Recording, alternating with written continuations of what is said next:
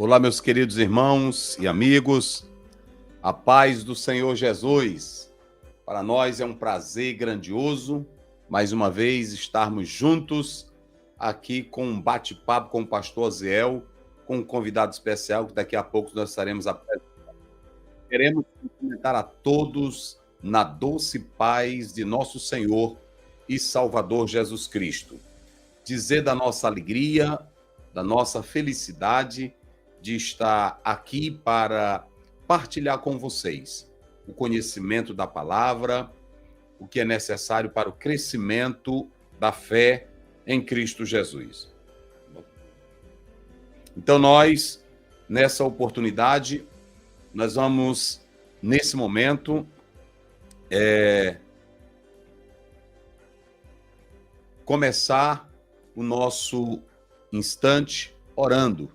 E já queremos também fazer o nosso convite especial ao nosso pastor, doutor Wilbur Norman Pickering, convidado desta noite, para estar conosco aqui nesse bate-papo descontraído, mas sério e com compromisso com a palavra de Deus. Nós já estaremos nesse momento, já chegou aqui o pastor, e nós vamos ler um texto da palavra de Deus e orar ao Senhor, dando início a esse momento especial.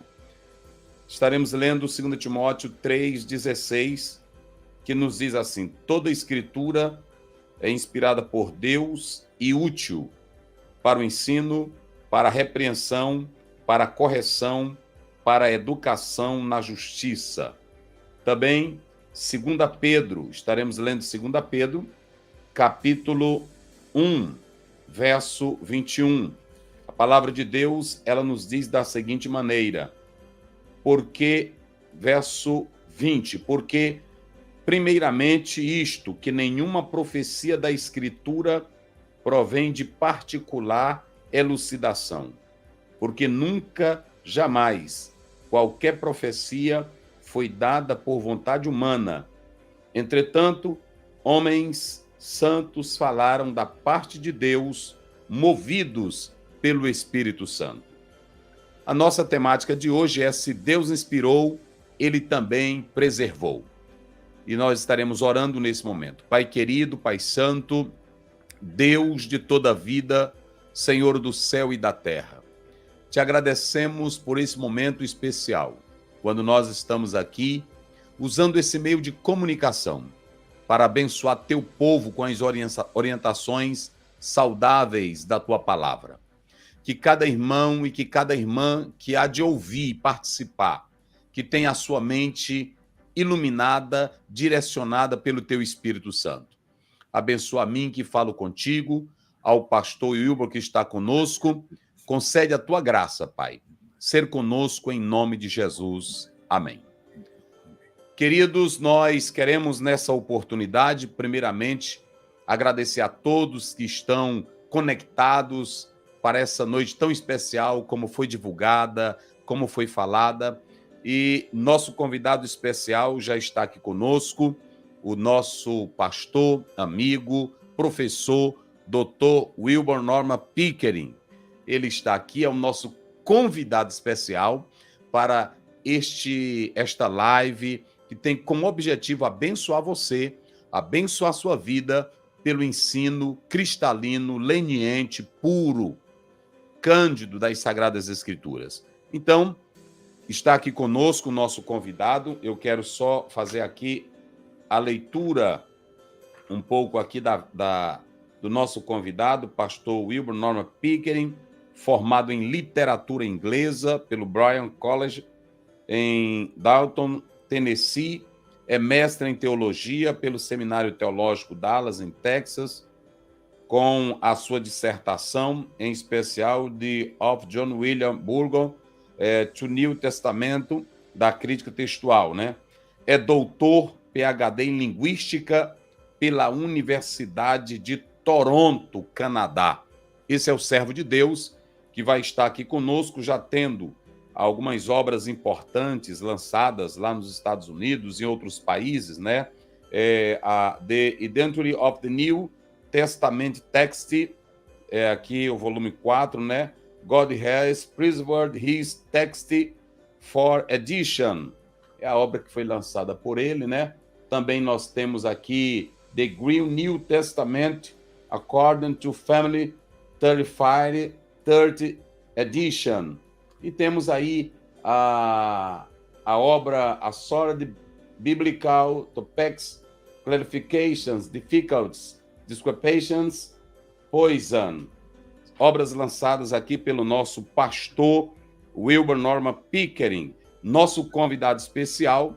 Eu que sou feliz por ter o privilégio de ter sido aluno dele quando ele ministrava aula em uma faculdade teológica em São Paulo, e eu estive na casa dele, e quando estive lá, a admiração que eu comecei a ter pelo pastor Gilberto, desde o momento que eu li Guerra Espiritual, um livro que ele lançou pela CPAD, e quando eu vi o testemunho dele naquele livro e a forma que ele tratava sobre a batalha espiritual com tanta seriedade, com tanta propriedade, isso me marcou.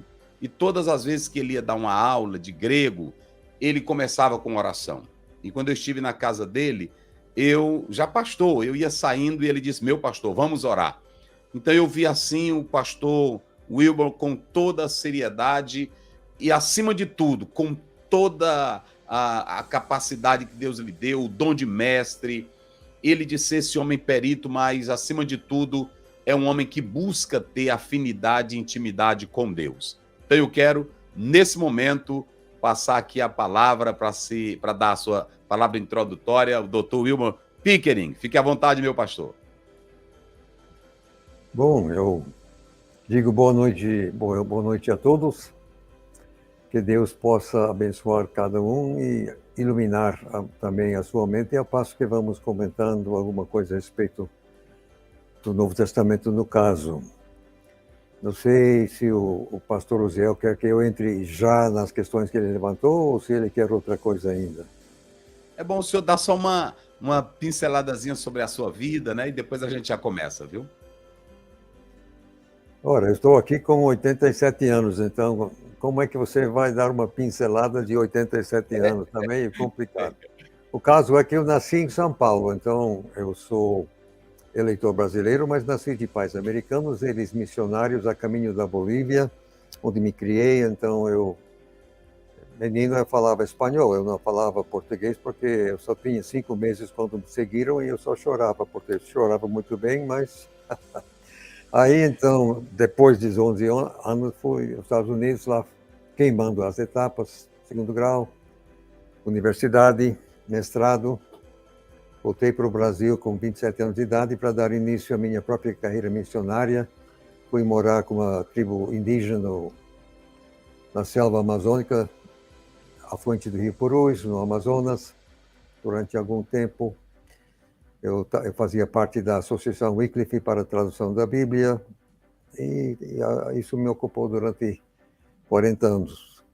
Daí, então, finalmente saí para fazer aquilo que estou fazendo agora, quando realmente, a minha vida foi em missões transculturais. Cheguei mesmo a fundar uma pequena escola superior de missões, aqui perto, aqui em Taguatinga, no Distrito Federal. Mas aí Deus matou aquela escola, 98, Deus matou bem matado. Então, aí eu disse, e aí agora, dono? O que o senhor quer de mim? Matou o meu sonho, e agora? O que eu vou fazer? Aí Deus disse, doravante, o seu ofício será promover a autoridade objetiva do texto sagrado, o movimento e o Novo Testamento. Então, isso é o arcabouço de tudo que eu tenho feito de lá para cá. E lá do 2001, 2002, Deus me mostrou uma linha de transmissão de manuscritos no Novo Testamento, que eu chamo de Família 35, e entendo, então, que foi exatamente essa linha de transmissão, que é de longe a maior linha que existe entre a totalidade dos manuscritos gregos, mas que é essa família, exatamente a família que Deus escolheu para, através dela, preservar a exata redação original do Novo Testamento. E eu creio que está aqui neste tal, ou então já foi publicado aqui no Brasil, o pastor Uziel tem aí uma cópia. Então, eu entendo que Deus não somente inspirou o Novo Testamento, mas cabalmente ele preservou a exata redação até hoje. E eu sei qual é. E você também pode. É verdade. Pastor Gilberto, eu estava lendo aqui no prefácio desse texto que já está lançado aí em português, né? Olha aqui, Exato. É isso aí. O Novo Testamento Grego, segundo a família 35. Está aqui, essa obra fenomenal. O pastor mostrou aí que é lançada em inglês. E aqui no Brasil, os semeadores, eu quero agradecer a eles que enviaram esse manual para mim, esse exemplar, e que eu quero dizer que nós estaremos fazendo o lançamento aqui, no final de fevereiro, início de março, dessa obra. A editora vai estar aqui para lançar essa obra do pastor Wilbur Pickering, vai ser lançada aqui na igreja, para todo o Maranhão, um texto especial que nós estaremos lançando aqui na nossa sede, em nome do Senhor Jesus. E eu estava lendo aqui o prefácio, e no prefácio eu achei uma coisa interessante, que foi colocada aqui o seguinte, que o Senhor tem 3 pressupostos. 1, o soberano Criador existe. 2, ele deu uma revelação escrita à nossa raça. 3, ele preservou intacta até os nossos dias. Pastor Wilbur, eu lhe pergunto, para início aqui de conversa, eu quero dizer a todos os irmãos que estão nos assistindo, participando, nós não estaremos tratando especificamente sobre a crítica textual e entrando em detalhes disso, porque nós estamos querendo que as pessoas, até aquelas que não entendem muito sobre crítica textual, elas possam participar e serem despertadas para a realidade do texto bíblico. Então, nós queremos, desde já, falar aos acadêmicos que as nossas colocações aqui, elas serão bem objetivas, visando todo o público, ok? Nós estaremos até evitando os termos que fazem parte da crítica textual, que contribui para que haja essa compreensão dessa ciência, nós diríamos assim. Então, nós queremos, desde já, comunicar a todos. Mas a minha pergunta, primeiro, ao Dr. Wilbur Pickering, é possível, pastor, a reconstrução do texto original sem os autógrafos e com essas diferenças de cópias? Olha, a questão não é tão misteriosa como uns e outros poderiam querer alegar.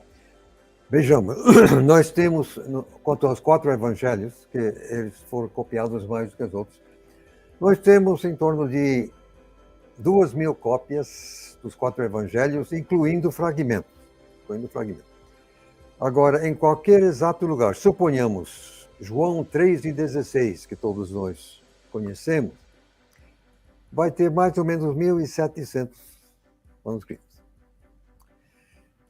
Agora, de fora a fora, no Novo Testamento inteiro, vamos falar só do Evangelho de João, só para ter uma coisa objetiva aqui. Então, para metade das palavras que compõem o Evangelho de João, todos os manuscritos estão de acordo. Quer dizer, 100%. 1.700 manuscritos estão de absoluto acordo a respeito de metade das palavras, 50% das palavras. Então, eu pergunto a qualquer um, poderia existir qualquer dúvida razoável quanto a aquelas palavras, aqueles 50% de palavras? Poderia existir se 1.700 manuscritos dizem a mesma coisa sem sequer um manuscrito discordando? Podemos concordar que nós temos segura e fatalmente a redação original quanto a essas 50% de palavras? Acho que podemos, né? E se você tem 1.700 de acordo e nenhum em desacordo, tem que ser a redação original, não? Não? Então, mas e se tem 1.699 contra 1? Mudou alguma coisa? Não, né? Se você tem 1.699 contra 1, ainda não tem nenhuma dúvida. E se é 1.698 contra 2? Mudou alguma coisa? Ou então 97 contra 3? Então a coisa não é tão misteriosa, complicada. Na verdade, Deus preservou realmente a exata redação original de maneira maravilhosa. Você precisa entender que você pode comparar todas as versões assim impressas do texto grego, da Social Bíblia, a tal da crítica textual, de fato eclética e tal, etc. Qualquer uma, você compara todas as versões ou edições do Novo Testamento grego que já foram publicadas, todas estão de comum acordo quanto a 90% das palavras. Todo mundo concorda quanto a 90%. Eu disse que nenhum manuscrito discorda para 50%. Tá. Mas 90%, todas as versões, todas as edições concordam. Então, a briga toda está em cima de 10% das palavras. Agora, convenhamos que 10% das palavras é alguma coisa. Se você tem um texto grego de 600 palavras, então 10% é 60 páginas. Ou de 600 páginas, então 10% é 60. E aí, isso é muita coisa. Tá certo? Mas, então, eu quero que todo mundo entenda que não é como que o texto todo está duvidoso, o texto todo está em disputa. Porque o outro lado, do qual eu discordo totalmente, parte do pressuposto que a redação original se perdeu. Então, o texto crítico se baseia no pressuposto de que a redação original se perdeu. E que se perdeu sem como recuperar com base objetiva. Então, partem para ideias subjetivas a respeito. Tá, mas se todo mundo concorda a respeito de 90%, então 90% está em casa. 90% está tranquilo. Todo mundo concorda. Agora, obviamente, na medida que você tem uma percentagem crescente, então, de repente, agora é 5% que discorda, ou então é 10% que discorda, aí, então, você tem motivo para discutir, ou então mesmo tem que analisar com cuidado o que está acontecendo. Mas, então, eu quero que todo mundo entenda que a situação não é tão caótica como alguém poderia querer alegar. Todo mundo está de acordo quanto a 90%. A massa bizantina de manuscritos, assim chamada, está de comum acordo quanto mais ou menos 95%. Então, é meramente, digamos, a respeito de 2% do texto do Novo Testamento que a atestação, a percentagem dos manuscritos cai abaixo de 80%. 80% normalmente seria tranquilo, né? Para nem se comentar 95% ou então 98%. Então, é isso que eu quis dizer, como pano de fundo para os nossos ouvintes entender de que se trata. Pastor.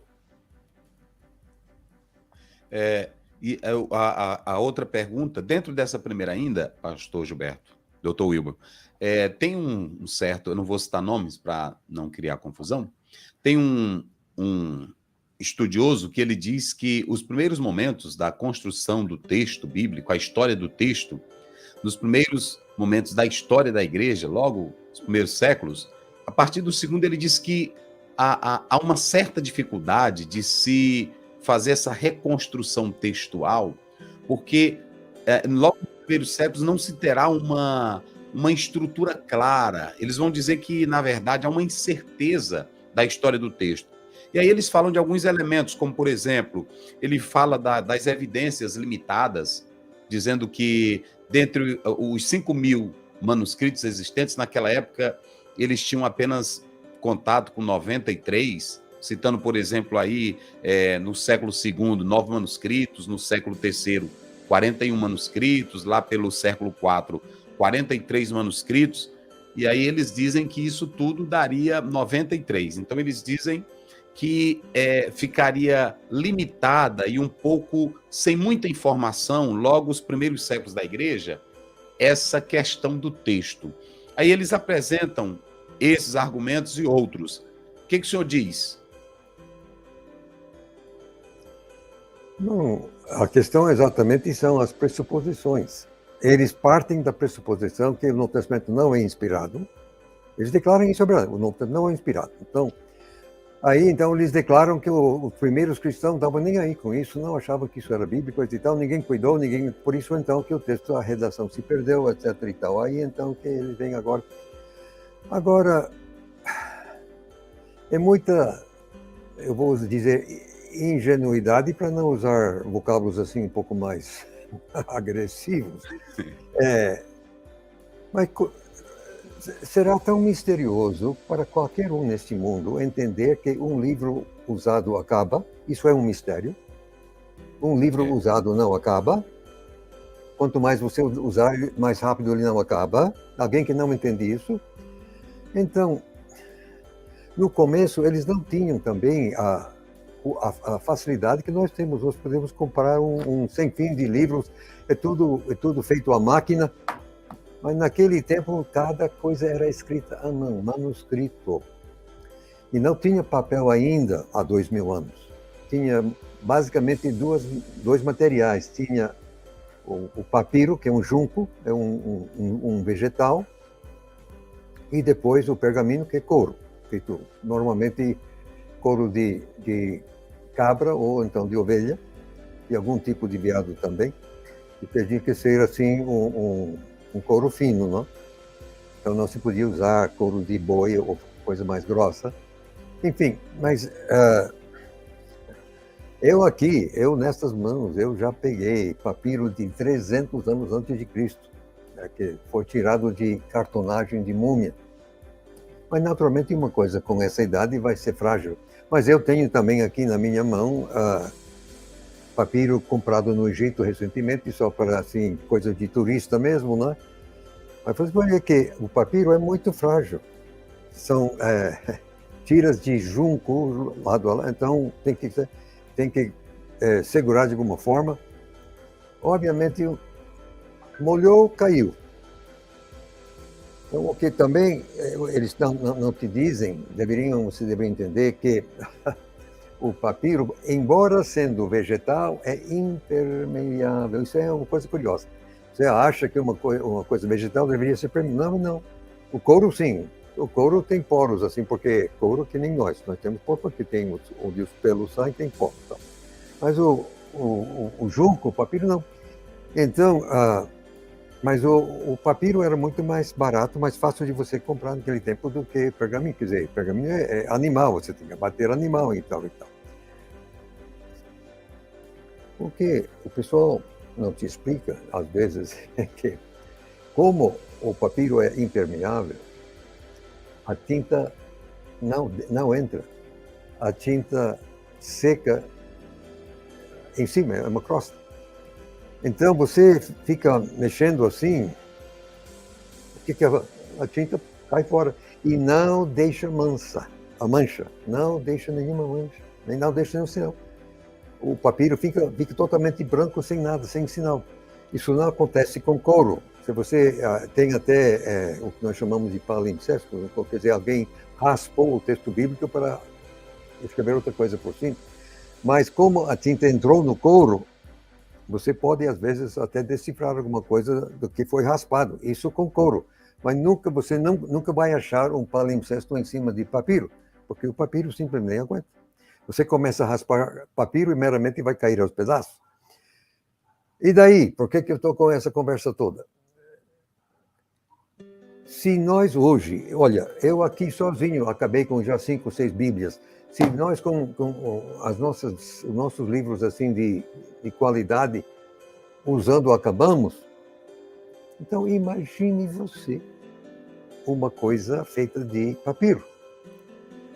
Isso aí é uma questão, quer dizer, eu tenho tratado essa questão, já publiquei isso, aliás, também está em português, alguma parte do Deus Preservou o Seu Texto, já publiquei esse livro em português, pode comprar, mas não tem que pagar nada, qualquer coisa que eu escrevi, tudo está gratuitamente no meu site, na internet, pront.com.br.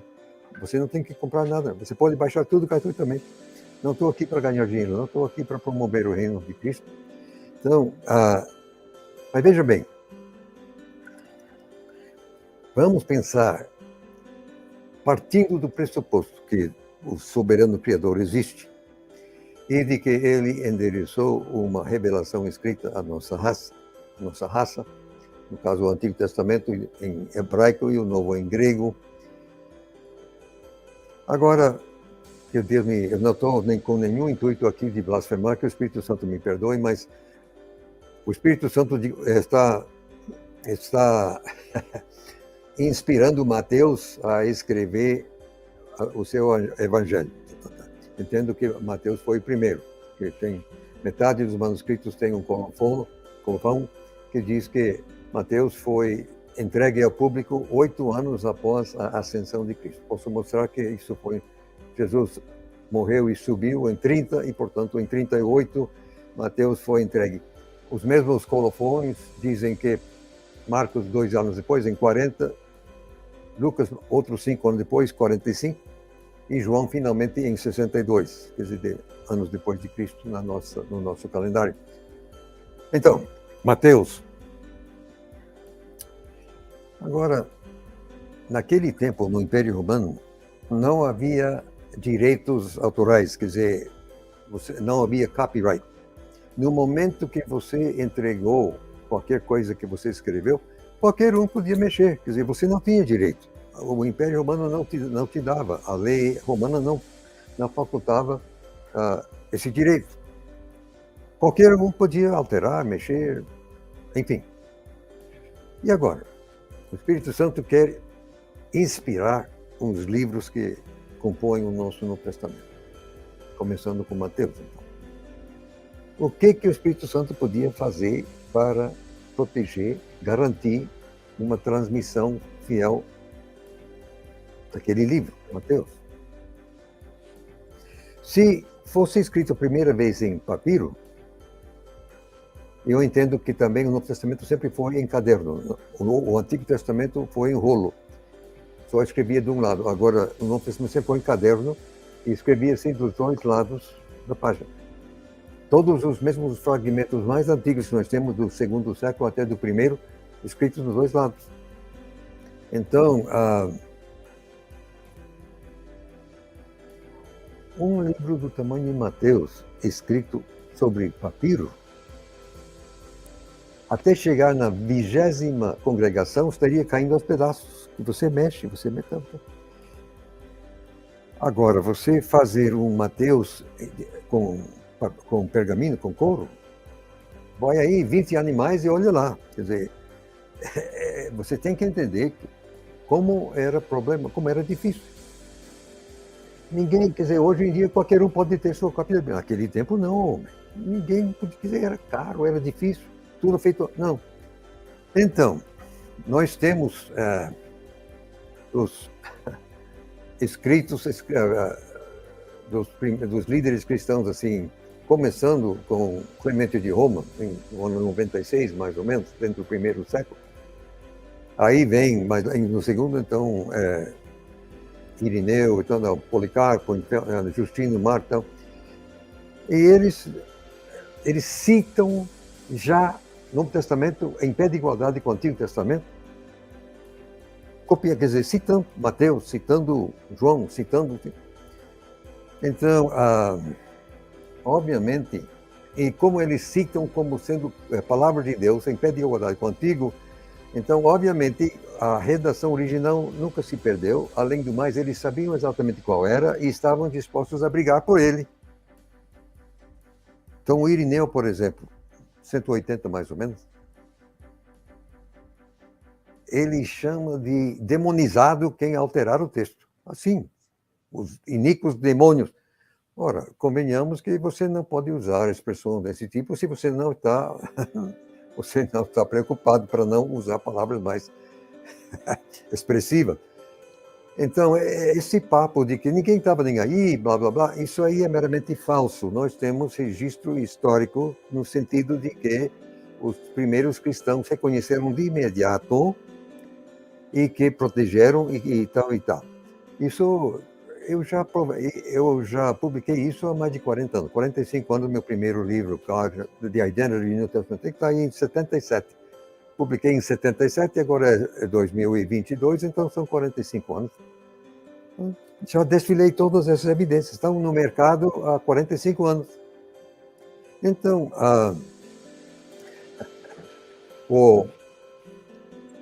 é simplesmente uma falsidade dizer que só existia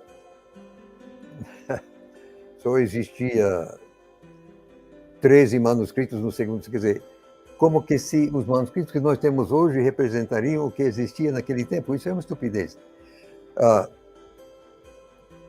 No Egito, há 4.000 anos, quais eram as construções, os tipos de estrutura que existiam no Egito há 4.000 anos?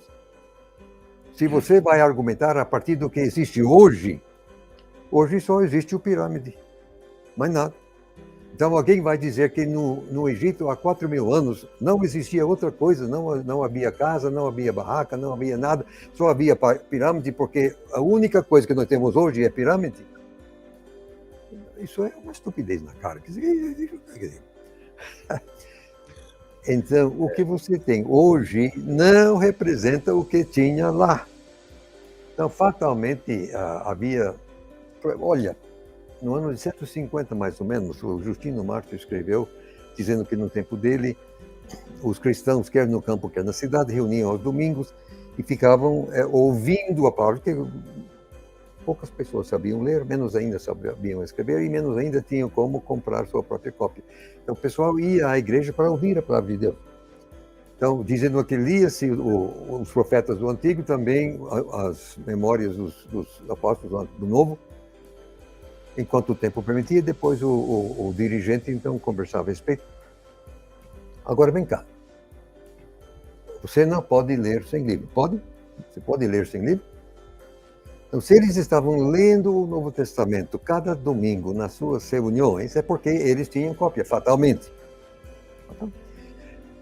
Quantas congregações existiriam no mundo no ano 150? Milhares de congregações. E cada congregação com cópia. Fatal, moço, fatal. Então, esse papo de não, mas nós só temos assim 23, ou então sobrando tudo, tem 90.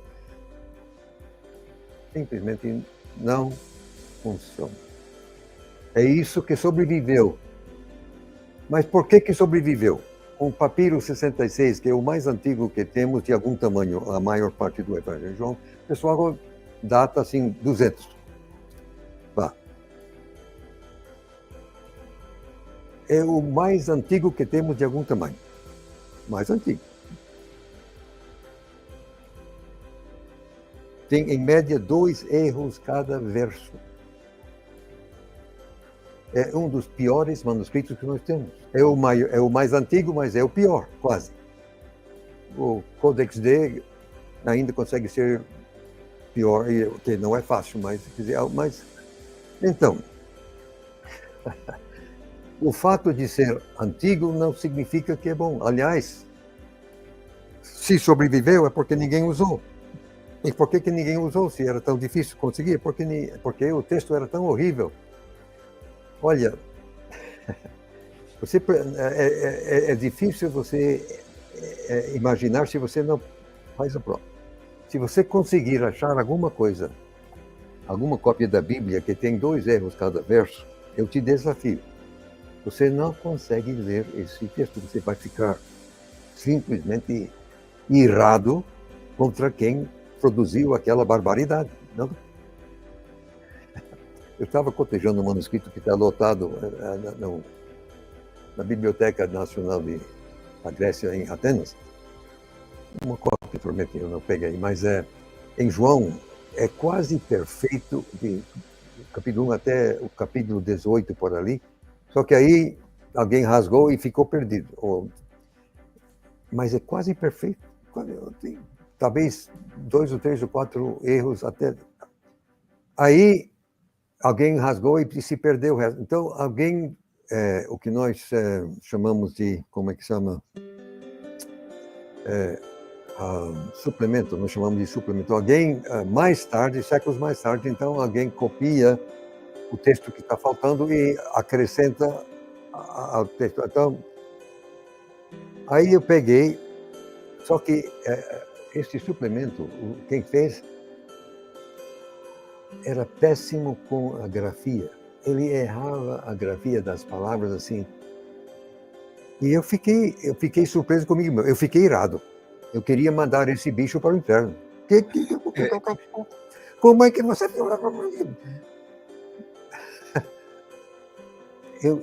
Eu não consigo, quer dizer, eu simplesmente não consigo ler para, assim, efeito emocional ou para estudo, uma barbaridade.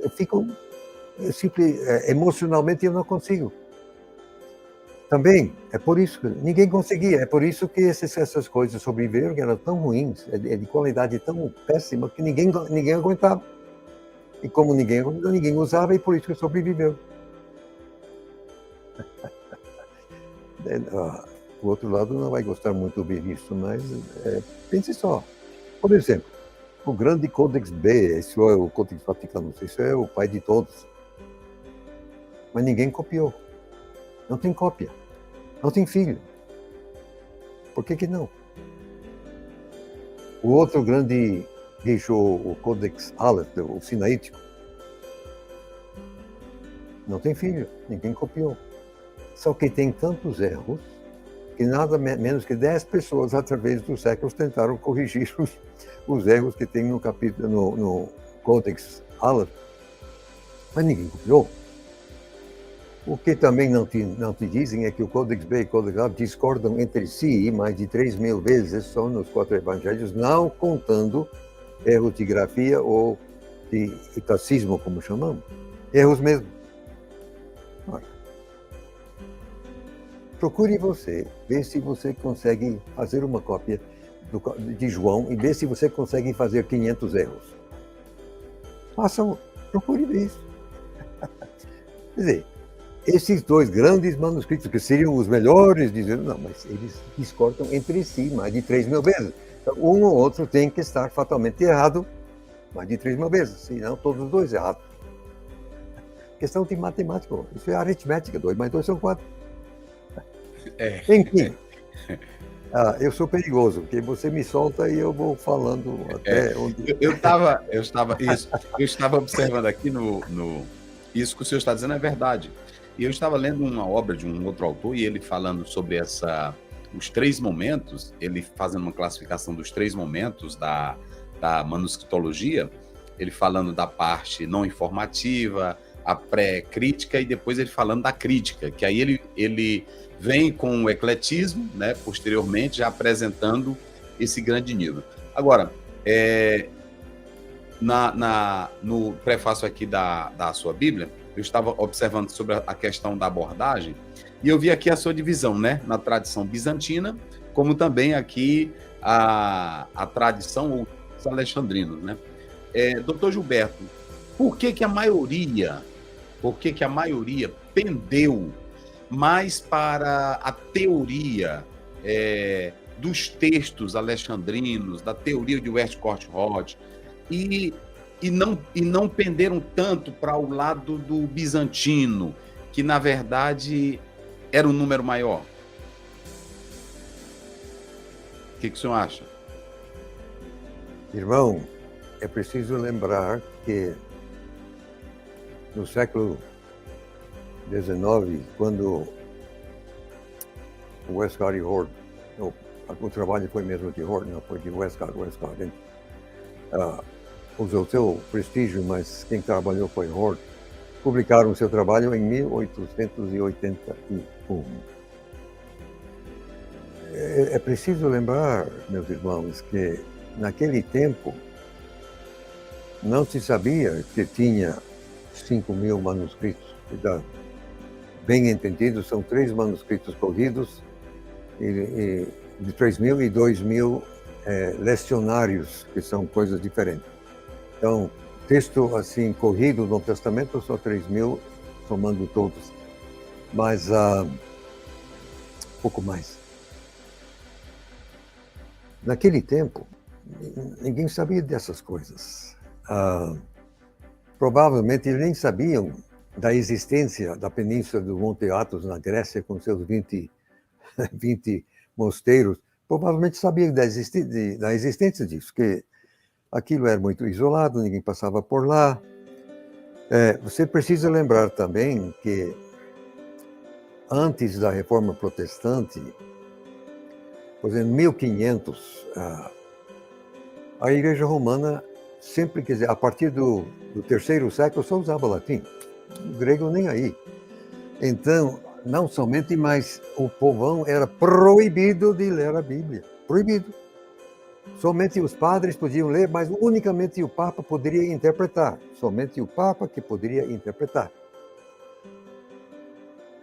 Ora, então, no ano 1500, no ano 1600, quem na Europa toda teria o que fazer com uma cópia de qualquer coisa em grego? Era proibido, não podia.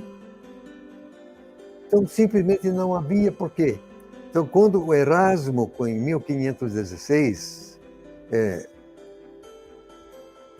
empurrado pelo homem da gráfica, ele meramente foi em Paris, pegou o que hoje chamamos de o minúsculo 2 e meramente usou aquele texto praticamente.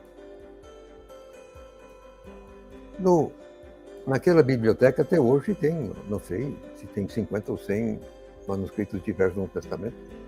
O que era o Museu Britânico, agora chama de Biblioteca Britânico-Inglesa, em Londres, eles têm várias centenas, creio, 200, 300 e tal.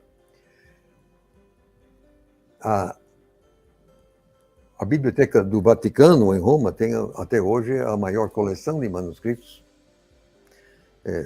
mais de 1.000, mas também ninguém podia ver, porque o Papa não deixava. Então, e daí? O que eu quero com tudo isso?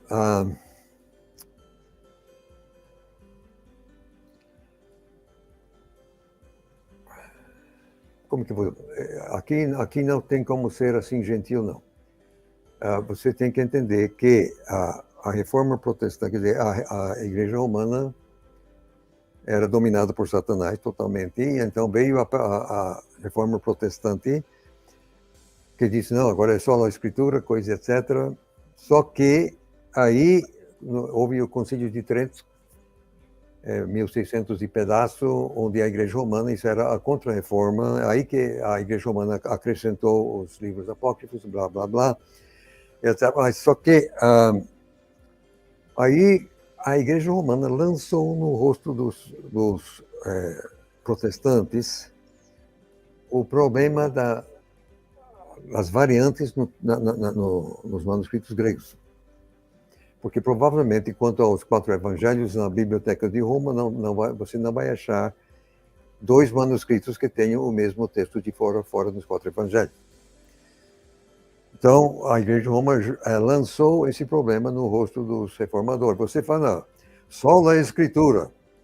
Tá, então qual é essa Escritura?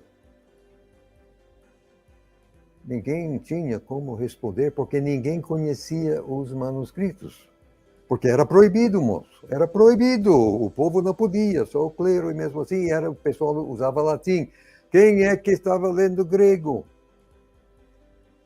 Então, foi só a partir dali que o pessoal começou a procurar. Procuraram aonde? Mas primeiro começaram só pelas bibliotecas aí da Europa, assim. Paris, Londres. Mais tarde, então, foram procurar, assim, os mosteiros na Grécia e etc. Então, o que Satanás fez contra a reforma foi primeiro lançar como é que fala, o liberalismo, o liberalismo teológico, mas a crítica alta. Então, que começou na Alemanha, mas o pessoal diz, não, Isaías não existiu, não escreveu, ninguém escreveu, quer dizer, ninguém escreveu nada, evoluiu, enfim. Só que aí, mas o pessoal ainda já estava aí, então Satanás levantou Darwin, e ele veio com a teoria da evolução, de Deus não existe. Ora, se Deus não existe, um Deus que não existe não pode, obviamente, inspirar uma palavra. Isso 2 mais 2 são 4. Isso, é verdade. Então, mas ainda na igreja anglicana, por exemplo, na Inglaterra, ou então a igreja luterana na Alemanha, enfim, em outros países escandinavos, mas ainda, quer dizer, já tinha os livros de oração e já tinha os hinos, então já estavam toda assim o ritual dos cultos, enfim, e tudo usava exatamente o que nós chamamos hoje o texto recebido, quanto ao grego, tal. Aí o que Satanás fez? Ele levantou John Fenton Anthony Hort. Você precisa entender que o Hort não cria que Jesus é Deus, ele não cria que o Novo Testamento mais nada era a palavra de Deus. Eu tenho isso, ele mesmo escreveu. Eu tenho isso, cartas que ele escreveu. Isso é palavra dele. Ele não cria que Jesus era Deus, não cria que o Novo Testamento nem nada era a palavra de Deus. E quando a teoria de Darwin, ele abraçou com ambas as mãos a teoria de Darwin. Então, ele nem acreditava em Deus. Então, ele era um exímio servo de Satanás. Você tem que entender que Hort era de Satanás, então a teoria dele é de Satanás, com os pressupostos. Quer dizer, o Novo Testamento não é inspirado, ninguém cuidou, se perdeu, blá, blá, blá.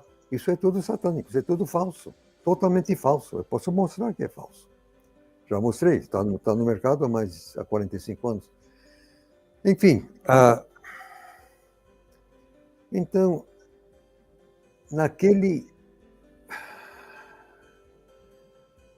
ambiente espiritual, onde Satanás estava atacando de todas as formas, também veio com a ideia que, à primeira vista, parece condizente, quer dizer, a ideia de que o mais antigo deve ser o melhor, porque, usando a analogia de um ribeiro, então, uma água sai assim de uma fonte, então, quanto mais próxima a água estiver assim da fonte, então mais pura será a água. Então, correndo lá pelo mundo, então, a água vai acumulando contaminação.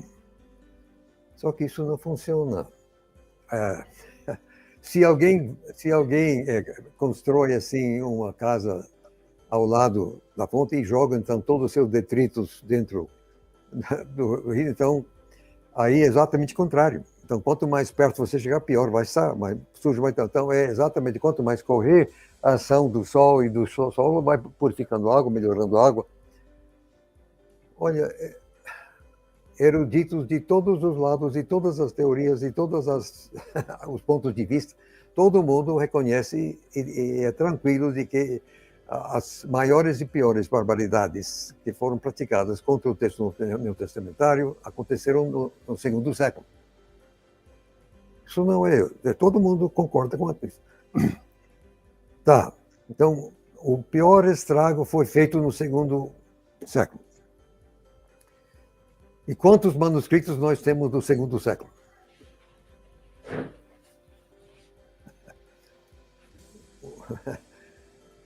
Praticamente nada.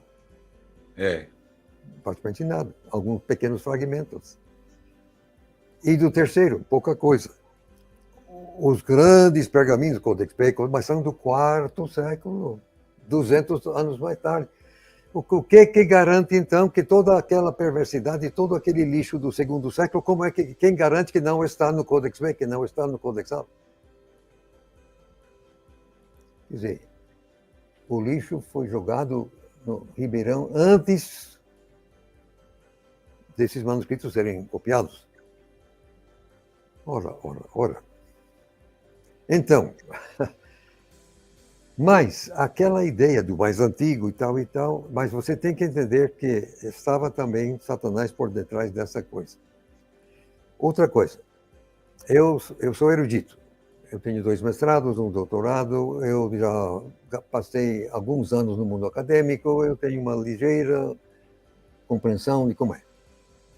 O mundo acadêmico é sujo. O mundo acadêmico é perverso. O mundo acadêmico está cheio de tudo quanto não presta. O mundo acadêmico é dominado por Satanás.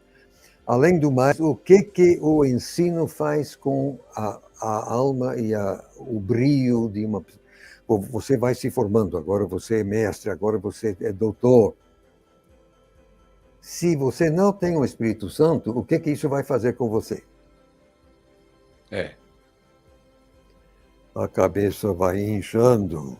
Você começa a achar que você é importante, você começa a achar que você é melhor que os outros, e assim por diante. Tudo que Satanás pediu. Isso aí, Satanás adora. Ele sabe mexer com isso muito bem, obrigado. E quantas pessoas que foram criadas no Evangelho foram estudar na universidade e não perderam a fé lá dentro, hein? Quantas? A maior parte. Por quê? Porque o processo todo da formação eclesiástica, isso apela para o teu ego. É verdade. Isso apela para o teu ego. Não, você agora sabe mais do que os outros, agora você... E Satanás adora. Está escrito várias vezes no texto, Deus resiste ao soberbo, dá, porém, graça ao humilde. Está no texto sagrado várias vezes. Deus resiste ao soberbo. E o que então a formação eclesiástica faz com a maioria das pessoas? Soberba. Enfim, nesse caso, essas pessoas são totalmente abertas às mentiras que Satanás está lançando. Em nossos dias, por exemplo, o mundo acadêmico, quer dizer, todo mundo é só a teoria da evolução. A ciência prova a evolução. É mentira. A evolução como explicação de origens é cientificamente impossível. É estupidamente, ridiculamente impossível. Mas o mundo está... Não, mas isso é ciência. Então você é obrigado a fingir, pelo menos, se você vai ensinar numa universidade, você tem que fingir que crê na evolução, senão você nem vai ser contratado. Mas é mentira, é falso na cara.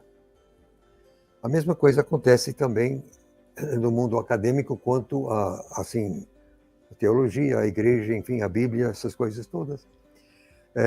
Satanás, quer dizer, o soberano Jesus, enquanto andava na terra, lá em João, capítulo 8, verso 44, ele disse que Satanás é o pai do mentir. Não é da mentira, é do mentir. Você pode ver aí o texto grego, é o pai do mentir. Quer dizer que cada mentira é de Satanás. No cenáculo, aquela última noite, Jesus falou 4 vezes que o Espírito Santo é o Espírito da verdade. Então, o Espírito Santo é o dono da verdade e Satanás é o dono da mentira. Então, o que você vê é o mundo acadêmico é dominado por mentiras e vende mentiras. Não somente quanto ao mundo científico, supostamente, mas também e principalmente no mundo religioso, teológico, Bíblia, enfim. Então, é por isso todo que acontece aquele quadro que o irmão colocou. O pessoal está partindo de uma ótica totalmente equivocada, mas também a partir de falsidades que o inimigo já colocou na cabeça. Isso. É verdade, eu fico observando as suas palavras, que eu tenho analisado isso, e Paulo ele diz que o Deus deste século, né, pastor, cegou o entendimento das pessoas. Cega mesmo. E quando a gente olha para a aceitação, porque se você tem aqui de um lado o texto bizantino, eu até estava analisando suas leituras, seus escritos, e aí você tem uns homens que estão sendo encaminhados para entender que aquilo que eles estão produzindo e escrevendo é a palavra de Deus. Por outro lado, você tem aqueles que são soltos, que escrevem, mas qualquer coisa está ali. Então, eu fico preocupado, que é mais fácil aceitar. Por exemplo, eles aceitam mais o método eclético, aceitam mais a teoria de Rocha, aceitam mais... É bem aceitável e gostam. Inclusive, eu creio, nesse momento, nós temos muita gente nos assistindo, os pregadores jovens. Às vezes, hoje, eu fico preocupado, tem uns que pegam um texto e dizem assim, olha, isso aqui não presta porque está entre colchete, não tem nos originais. Por exemplo, Mateus 17, essa casta só sai com jejum e oração. Não, isso não existe. Marcos, o final abrupto com aquele acréscimo, lá do 9 a 20. Então, hoje, é uma facilidade, doutor Wilber, muitos pegarem um texto e dizer assim, não, isso aqui não está no original, isso aqui é erro, e começa essa descredibilidade naquilo que, na verdade, pode ser provado. Por isso que é muito importante essa sua fala, muito crucial nesse momento, relevante a sua fala, para os pastores jovens, para os pregadores jovens, é que nós temos que preservar a autoridade do texto bíblico com a sua postura, porque nós podemos estudar, nós podemos crescer, mas nós não podemos deixar de ser sensíveis ao Espírito Santo, à graciosidade do poder de Deus. É por isso que eu louvo a Deus por sua vida, por causa disso. Então, é muito importante essa sua colocação, porque o inimigo está usando pessoas de alto nível, inclusive, como Paulo diz, é de dentre vós que surgirão, né, Atos 20, é dentre vós mesmos que vão surgir pessoas negando essa realidade bíblica, né, pastor? Sim, está lá, está no texto. Isso é pura verdade. Agora, o irmão tocou de passagem assim, o pessoal ia preparado assim. Você tem que. Deixa eu só colocar aqui uma realidade que você não vai ouvir em outro lugar, provavelmente. Sim. Eu mesmo já cotejei, quer dizer, verifiquei letra por letra, cotejei pelo menos um livro em 130 manuscritos diferentes. Manuscrito inteiro eu já cotejei pelo menos 30. Eu posso te dizer o seguinte, o que eu digo que Deus utilizou para preservar a exata redação, é o que eu chamo da família 35, poderia explicar isso, mas agora não. Você pode ver, pelo cuidado que os copistas utilizaram, que os copistas que produziram os manuscritos da família 35, eles criam que estavam lidando com a palavra de Deus. Porque mesmo um manuscrito assim, mais ou menos, da família 35, só vai ter um equívoco, um engano, cada 2 páginas de texto impresso grego das nossos textos.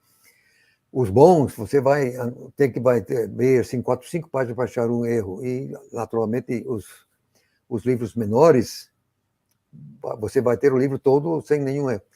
Aliás, na minha mão, quer dizer, eu tenho cópias, quer dizer, em PDF, não é a própria, mas eu aqui já cotejei, eu já verifiquei, eu tenho na minha mão 29 cópias perfeitas de Filemão, a carta de Filemão. Perfeitas, sim. Aí, naturalmente, Filemão, isso também é pouca coisa, tá? Mas, assim, uma primeira Tessalonicenses com 4, 5 capítulos, eu tenho, acho que eu tenho 9 cópias perfeitas. Mesmo assim, coisas maiores como Gálatas ou Efésios, eu tenho 5 ou 6 cópias perfeitas. Que eu já verifiquei, eu mesmo verifiquei letra por letra essas coisas. Dos 25 livros, eu tenho 20 e eu tenho uma cópia perfeita para 22 dos 27 livros. Outros está faltando, tem um manuscrito que só falta uma letra, só errou uma letra. Por exemplo, Evangelho de João, eu tenho um manuscrito que só errou uma letra no Evangelho de João. É praticamente perfeito. Não. Tá, agora vamos contrastar com a massa bizantina. Sim. Você pega o manuscrito da massa bizantina, mas que não é da família 35, pegar a esmo, qualquer um, vai cotejando, você vai achar que esse manuscrito vai ter de 3 a 5 erros cada página. A família 35 só mais ou menos um erro, 2 páginas. Fora da família, então, na massa bizantina, 3 a 5 cada página. Porque então você vê, o monge estava meramente cumprindo um ofício religioso, uma obrigação religiosa, mas ele não estava pessoalmente comprometido com o texto. Agora, daí você vai pegar os manuscritos chamados alexandrino, também até hoje, ninguém alega ter mais do que 12 ou 13 ou 14, e nenhum deles combina. Não, tem 2 deles que combinam. De fato, a família alexandrina não existe, é uma ficção. Mas você coteja qualquer um desses 12 ou 13, vai ter de 15 a 20 erros cada página. 15 a 20 erros cada página. Então, obviamente, o pessoal lá da Alexandria, estavam nem aí com o texto. Não estavam É verdade. Não estavam. Para eles não era a palavra de Deus coisa alguma, era tipo Aristóteles, ou tipo Homero, ou tipo qualquer outra coisa. Sabe-se lá por que sequer estavam fazendo. Então, isso aí é objetivo, isso é empírico. Não é questão de eu gosto daqui, eu não gosto dali. Não, senhor, isso é empírico, isso é fato. Você pode ver. Você não querendo me acreditar, você faz mesmo. Vai você e faz, vai. Então, obviamente, havia uma mentalidade muito diferente na cabeça de quem produziu os manuscritos ditos alexandrinos do que a cabeça de quem produziu os manuscritos da massa bizantina, excluindo a família 35, que eu digo que exatamente é o âmago da tradição maior bizantina. Mas para você ver assim a tremenda o nível de exatidão nos manuscritos da família, então, obviamente esse pessoal tinha uma reverência, eles criam que estavam lidando com a palavra de Deus. E quem é que o Espírito Santo vai usar para preservar o texto? Alguém que nem acredita? Ou alguém que crê? Quem é que o Espírito Santo vai usar? Hein? 2 mais 2 não são 4? É. Hã?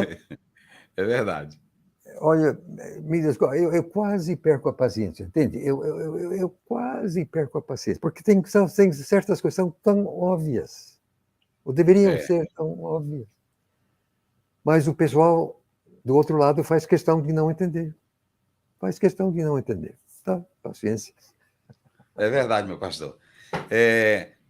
Eu quero agradecer aqui a todos os pastores do Brasil. Tem aí meu amigo pastor Raifran, que está assistindo também, vários pastores, pessoal da editora Semeadores, que vai fazer um sorteio aí do texto do pastor Wilber Pickering.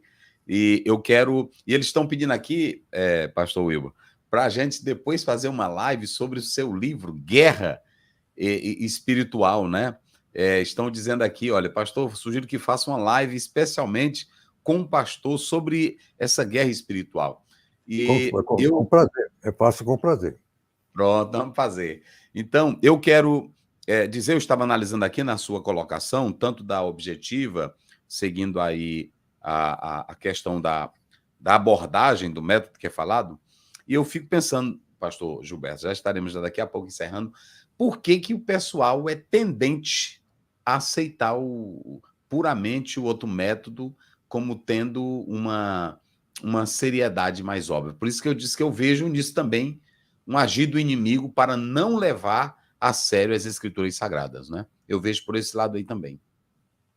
Quando eles seguem muito, por exemplo, hoje é fácil, eu já vi vários, um dia desse eu vi uma pessoa pega o texto bíblico, aí diz, Mateus 17, essa casta só sai com jejum e oração. Isso aqui não está no original. Ou seja, você não precisa orar e nem jejuar para expulsar um demônio. Se eles pegam Mateus 27, no caso lá de Jesus Barrabás, olha, isso aqui tem erro, porque você tem que analisar aqui que não era só Jesus, era Barrabás. Aí eles usam lá o argumento de Orígenes, que Orígenes, de uma forma, apesar do conhecimento da Exapla, de toda a inteligência dele, mas diz que o argumento dele foi muito fraco para rebater essa questão dessa variante. Então, Meu irmão, dá licença, por favor. Eu fui ver esse exato caso que o irmão acaba de citar, do Jesus Barrabás. Sim. O Codex Aleph não tem Jesus, o Codex B não tem Jesus, o Codex A não tem Jesus, o Codex C não tem Jesus. Nenhum desses grandes manuscritos que o outro lado adora seguir, nenhum deles tem Jesus. Você quer saber de onde vem esse Jesus? Sim. Do Uncial Theta, do século IX. Os manuscritos mais antigos que trazem essa estupidez do século IX. Então, onde está esse? Não, mas é o mais antigo.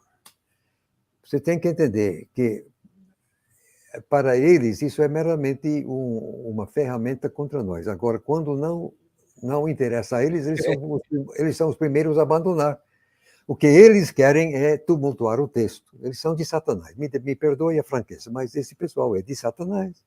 Olha, por que colocar Jesus ali se nenhum dos grandes que eles sempre seguem não é o texto nem alexandrino? Então, por que eles colocam? Não, é porque eles querem turvar as águas. Não. Esse negócio de colchete no texto é uma perversidade. Isso é satânico. Se a tua Bíblia tem colchete, apaga todos os colchetes. Pode riscar todos os colchetes. Isso é perverso. Isso é satânico. É verdade. É verdade. Eu posso provar. Eu posso provar tudo que estou dizendo. 2 mais 2 são 4. Eu provo. Eu já fui até lá e voltei. É mesmo, pastor. Não, isso é... Eu queria, pastor, para a gente já ir aqui, seguindo aqui o nosso encerramento, teve um jovem aí que perguntou para nós, pastor, qual é a diferença entre o texto receptus, o texto majoritário e hoje a família 35, né? Nós podemos analisar que nós sabemos que o texto receptus, né? Que na verdade ele tem o seu grande valor histórico, né? E o texto majoritário também, que busca uma maioria aí de manuscritos e variantes, né? E aí nós temos hoje a família 35 disponível aí no Brasil, do nosso pastor Wilber Pickering, né? Com essa explicação muito preciosa. Pastor, eu queria que o senhor desse um detalhe sobre o seu texto. Bom, primeiro eu quero responder essa pergunta do rapaz. Isso. Que é rapaz ou homem, então. Do meu ponto de vista, obviamente, eu acho que a família 35 traz 100% da redação original. Então, partindo do meu ponto de vista, então, qualquer um dos dois textos majoritários, quer dizer, ou Hodges Farstad, que foi o primeiro, ou então The Byzantine Priority, que foi de Robinson Pierpont, veio depois, qualquer um desses dois, que são praticamente idênticos, que todos os dois se basearam no trabalho de Van Sol, né? Qualquer um desses dois tem 99,5% da redação original. E essa diferença, não fosse palavra de Deus, a gente chamaria de café pequeno. Quer dizer, pequenas diferenças, mas que não afeta, não tem nenhum erro, nenhum problema maior. Tá? Então, eu digo a qualquer um que estiver utilizando qualquer um dos dois, dos textos majoritários, você está usando um excelente texto, você será bem servido. Eu absolutamente não perco tempo combatendo o texto majoritário, um excelente texto. Agora vamos ao texto recebido da Reforma Protestante. Isso. Existem 30 edições diferentes, mas a diferença é mínima, então podemos dizer que... Então, eu diria, do meu ponto de vista, o texto recebido traz 98% da redação original. Mas é um bom texto, por quê? Porque esse 2% é feito, se é a grafia da palavra, ou tem artigo, não tem, ou então mudou a sequência das palavras, ou, quer dizer, não tem nada de erro, não problema nenhum. Então, eu vejo que a providência divina, de fato, estava em ação com o velho Erasmo, enfim, etc., mas que o texto recebido da Reforma Protestante é um bom texto, adequado para praticamente qualquer efeito prático, e todas essas gerações, assim, de lá para cá, foram bem servidos. O pessoal hoje gosta de vilipendiar o coitado do texto. Não, isso aí simplesmente não é justo, não é correto, não procede. O texto recebido é um bom texto. Não é perfeito, mas é um bom texto. O problema é exatamente o texto chamado crítico. Eclético, de fato, uma coxa de retalhos. Por exemplo, em Mateus, eu acho que tem 49 lugares onde nenhum manuscrito no mundo tem a exata redação que o texto crítico eclético produz. É uma coxa de retalhos, uma invenção deles. Então, mas os redatores propositadamente enxertaram erros de fato e contradições cabais no texto, tornando impossível, portanto, defender a inerrância desse texto. E, calamitosamente, é esse o texto que é ensinado nos seminários e que as versões modernas traduzem e noite adentro.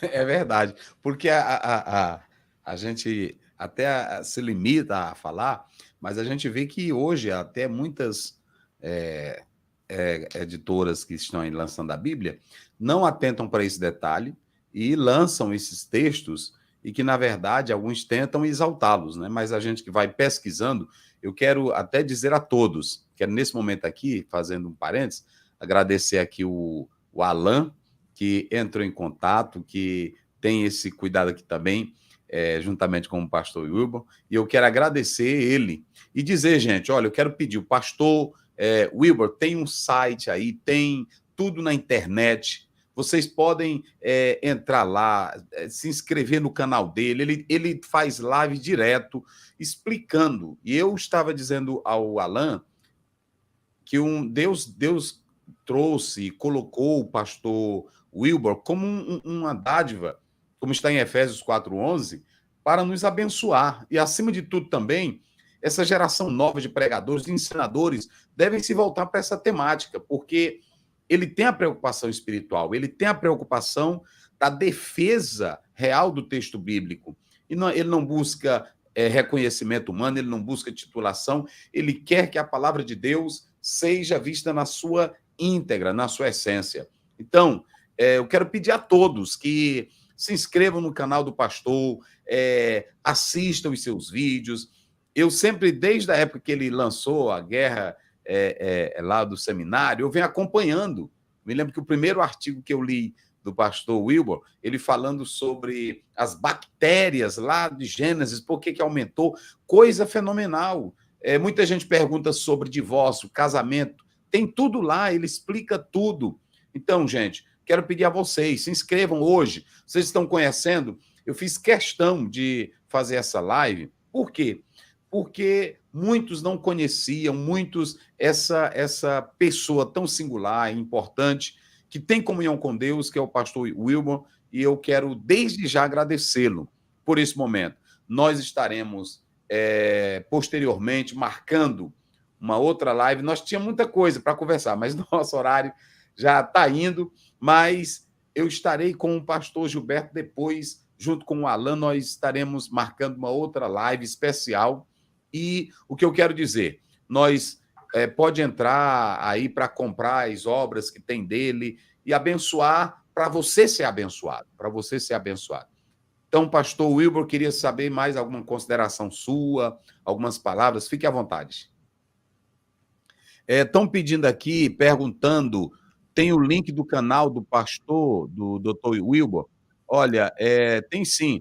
O rapaz que trabalha comigo, coloca aí, Caio, disponibilizando aí no meu canal, e também coloca aí do Alan, para o pessoal ter acesso aí ao canal do pastor, ok?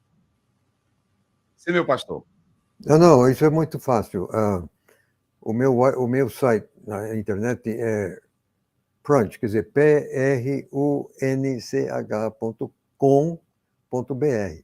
Você acessando o meu site, lá tem também link para o meu canal no YouTube. E lá tem mais de 300 vídeos já, creio, não me lembro mais. Também meu trabalho está no Instagram. Instagram é só, acho que é wilber.pickering, tal aí. Mas quase tudo que está no Instagram está também no canal no YouTube e tal. Então, também tem alguma coisa no tal do Facebook, agora é Meta, né? Enfim, não é difícil. A questão é que tudo é gratuito. Tudo é gratuito. É verdade. O meu caso é promover a verdade. Eu estou realmente querendo ajudar as pessoas a se salvarem, se livrarem das mentiras que são vendidas calamitosamente também nos nossos seminários teológicos. Isso é outra história. Eu poderia destrinchar essa história um pouquinho, mas não é agora, não. O tempo nosso já acabou. Né? Amém. Olha, está aí disponível já na tela aí o endereço do pastor Wilber para vocês entrarem, se inscreverem lá e partilhar, ouvir. Olha, pare para ouvir. Às vezes a nossa fé ela é muito só apenas emotiva, a gente não quer parar para examinar, para estudar, para perguntar aquilo que o Felipe perguntou ao eunuco. Tu entende o que tu estás lendo? Então isso é muito sério e nós precisamos ouvir de pessoas sérias, comprometidas com Deus. E o pastor Wilber, ele tem essa preocupação. Então, pessoal, se inscreva no canal dele. Eu quero pedir, tenham acesso aí às obras dele e o texto, né? Nós estaremos fazendo um momento para depois o pessoal dos semeadores, eles vai fazer um sorteio aqui desse texto. Aqui já tenho, eles mandaram para nós. Essa editora, Os Semeadores, eles estão com muitos trabalhos bons e teve o privilégio e a honra de lançar esse texto do pastor Wilber. Bem lançado, bem feito. Eu estou lendo ele, bem organizado. Então, vocês podem adquirir essa obra. E o pastor Gilberto também, ele disponibiliza lá o seu material. Não é isso, pastor Wilber? Sim. É lá no site, né? Não, todos os meus livros que estão sendo vendidos pelo Amazon, mas todos eles estão também gratuitamente no meu site. Ninguém tem que comprar meu livro, não. Você pode baixar tudo, você pode baixar tudo gratuitamente. Agora, se você gosta de ter um livro na mão, como eu gosto. Eu sou velho, eu sou daquela geração, eu gosto de livro. Então, você gosta de pegar um livro na mão, então você compra o livro, tudo bem. Mas, se você está achando muito caro, já houve quem baixasse o meu Novo Testamento, levou para encadernar e ficou, de fato, muito mais em conta do que se ele tivesse comprado pela Amazon. Então, faça como quiser. É verdade. Pastor Wilber, eu queria que o senhor fizesse assim, mais ou menos tipo um conselho. Que, se eu perguntasse qual o conselho que o senhor daria para essa geração nova de pregadores, estudiosos da palavra, aqueles que amam. Tem muita gente hoje eu passei o dia todo recebendo mensagens sobre essa live e muita gente se lembrando do Senhor, que teve contato com o Senhor e falando da sua seriedade. E hoje tem muitos jovens que estão interessados no grego, que estão se dedicando. E qual o conselho que o senhor daria para essa geração que vai seguir em frente, que amanhã eles vão estar na linha de frente. Como o senhor está batalhando, lutando, estudando? Qual o conselho que o senhor daria para essa geração? Irmãos, se Deus existe e se Ele endereçou uma palavra à nossa raça, não tem nada mais importante para nós do que saber o que Ele falou. E lá em 2 Crônicas, assim, capítulo 16, verso 9, por ali, não me lembro, fala da palavra que Deus deu para 1000 gerações. Agora, de Adão até aqui, não passa de 300 gerações. Então, 1000 gerações, até o fim do mundo, enfim. E em dado momento, por 2 vezes, o Senhor Jesus disse que nós temos que viver por cada palavra que saiu da boca de Deus. E para nós aqui viver de cada palavra, nós temos que ter acesso a essa palavra. E depois, para que a palavra tenha autoridade objetiva, nós temos que saber qual é a redação. E se não sabendo qual é a palavra, então não pode ter autoridade objetiva.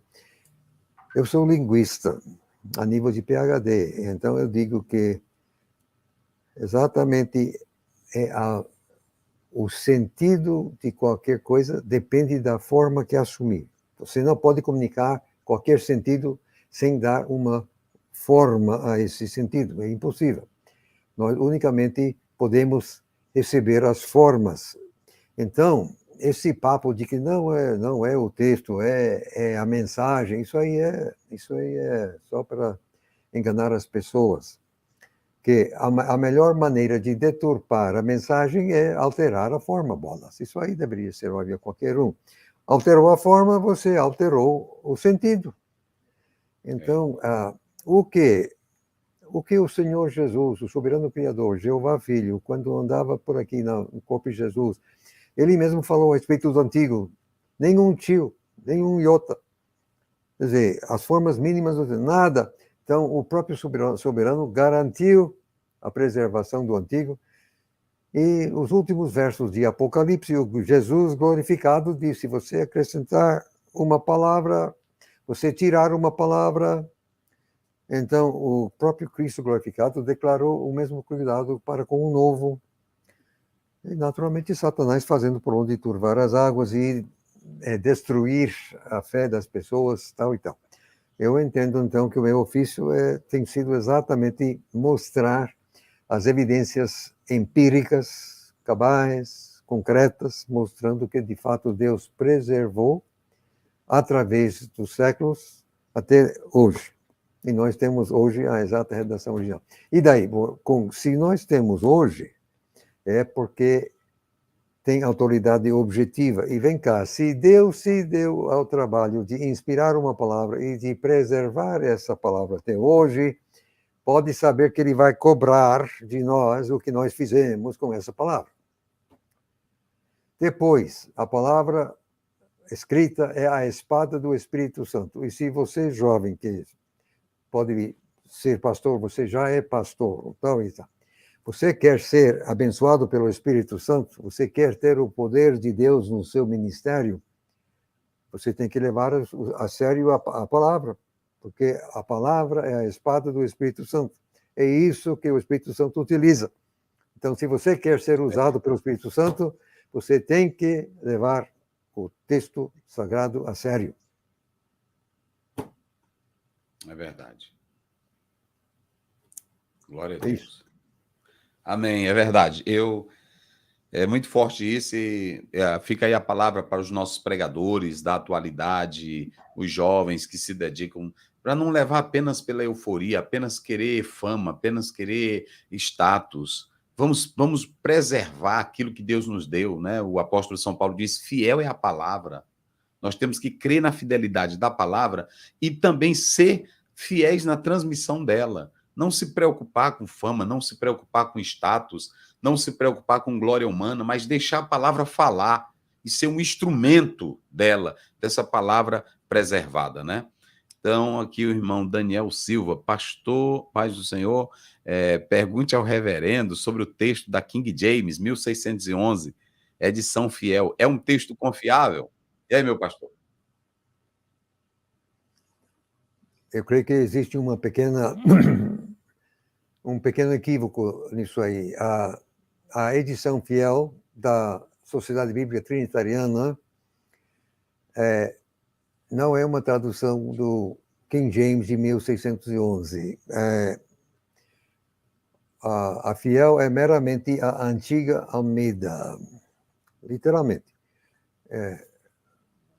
A antiga Almeida é uma tradução do texto recebido, assim como também o King James foi, etc. Mas não são a mesma coisa. Aí, lá pelas tantas aqui no Brasil, veio a Almeida corrigida, que foi meio caminho em direção ao texto de Westcott e Hort, mas só metade, então é uma mescla. Mais tarde veio a tal da Revista e Atualizada, aí foi totalmente em cima do texto crítico chamado assim, mas é eclético tal, a coxa de retalho. Então, a atualizada é 100% do texto Westcott e Hort. Então, a trinitariana meramente pegou isso e voltou à antiga Almeida. Então, a edição fiel, a edição, essa versão é a antiga Almeida, literalmente. E aí? Aí é uma tradução do texto recebido. E, portanto, a base textual é boa. Não é perfeita, mas é boa. É muito melhor do que o texto crítico das versões modernas. Então, eu digo que nas Bíblias que você tem aí facilmente à mão, a melhor que existe em português no momento é exatamente a versão fiel da Trinitariana. Naturalmente, eu acho que o meu Novo Testamento é melhor, mas aí paciência, né? Você tem que perdoar a minha falta de modéstia, mas estou respondendo a pergunta do homem. E se ele estava perguntando, até o senhor já respondeu, que eles já mandaram aqui umas 10 perguntas, perguntando qual a melhor Bíblia no Brasil para se ler. E o senhor acabou de responder, né? E já para finalizar, tem um outro aqui. Doutor Wilbur, esses versículos em parênteses na Bíblia é adicionado, entre parênteses aqui, como alguns insistem em dizer, fecha parênteses, ou é do texto original, como os demais versículos? Atenção, atenção, atenção. Parêntese é uma coisa, colchete é outra coisa. O que o rapaz quer? Esse João Souza, ele está falando de colchete ou de parêntese? Ele é em parênteses, isso. Bom, o colchete você pode riscar, porque isso aí é perverso. A questão dos parênteses é outra coisa, porque o próprio autor bíblico, assim, João e Paulo, quase toda a página, estão escrevendo uma coisa, aí de repente vem uma parte que o próprio autor escreveu, quer dizer, mas interrompe o argumento principal. Então, para ajudar o leitor hoje, então, eu, como tradutor também, a gente coloca a parte entre parênteses. Isso não significa qualquer dúvida quanto à legitimidade daquilo. É meramente que o próprio autor, João, ou Pedro, ou Paulo, então, o próprio autor colocou uma parte no meio de seu argumento. E nós usamos parênteses para ajudar o leitor a entender. Isso aqui é uma parte, aí você pula daqui para lá para ver o argumento. Mas não isso absolutamente não levanta nenhuma dúvida quanto à veracidade ou à originalidade. Então, parênteses, isso é uma coisa. Agora, os colchetes, isso é outra coisa. Os colchetes são perversos, podem jogar fora. Isso. Jogar o colchete fora e ficar com o texto.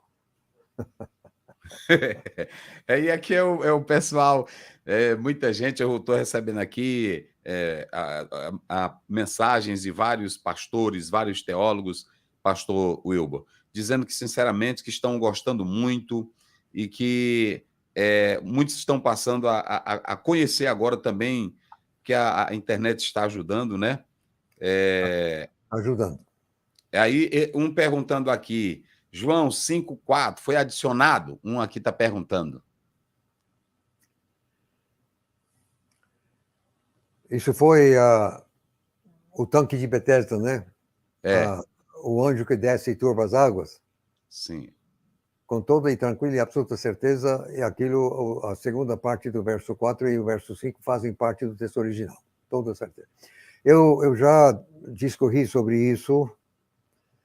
Eu tenho uma série de vídeos que já filmei, já estão, quer dizer, eu chamo de oficina 20 e 21, porque eu fiz uma oficina em 2013, mas já está meio assim, defasada, mas então eu tratei primeiro erros e contradições que o texto crítico enxertou. Segundo, eu tratei de discrepâncias aparentes, coisas que estão mesmo no texto, mas que não são, de fato, é falta de atenção, depois dificuldades, e finalmente tudo isso já está no ar. Agora, sábado, vamos começar com clarificações, aí são outras coisas, são 30 assuntos que eu vou clarificar. Mas essa questão do anjo, se não me engano, está no primeiro vídeo a esse respeito. Aí eu mostro claramente, não tenho a menor dúvida. Aliás, se você corta fora a segunda metade do 4 e o verso 5, a coisa fica sem sentido. Quer dizer, para que todo esse pessoal estava aí no sol e na chuva, centenas de doentes esperando uma coisa que não existia, hein? Não, isso é estúpido demais, isso é muito estúpido. Esse pessoal não estaria lá. E o coitado que Jesus curou, ele estava lá anos, estava lá durante anos, não tinha ninguém para jogar ele na água e tal. Ele estava lá. Ora, obviamente, estava descendo. Agora, o texto não diz se era anjo bom ou se não era. 2% dos manuscritos acrescentam que era do Senhor. E, infelizmente, a nova versão internacional está na nota de rodapé, que eles cortam fora, mas não tem nota de rodapé. Aí eles dizem anjo do Senhor. Não. 98% dos manuscritos não tem o Senhor, não. Eu não posso provar, mas eu digo que foi um demônio, que essa coisa toda, mas isso aí outra. Você pode ver assim o meu Novo Testamento, eu tenho uma nota de rodapé que fala tudo isso. Mas com toda certeza, isso faz parte original do texto. Isso. Meu pastor, graças a Deus, eu quero, nesse momento, é muita pergunta, nós não vamos ter tempo. Um aqui perguntou se essa tradução brasileira, que ele disse que eu ouvi dizer que eles colocam lá no prefácio, que é a mais próxima do original. O que o senhor diz? É a pior que já desgraçou o Brasil. Pronto. Tá aí, irmão Marcos, está respondida a pergunta. Então, nós queremos, nesse momento, agradecer o pastor Wilbur Pickering. Eu quero agradecer a todos que estiveram conosco.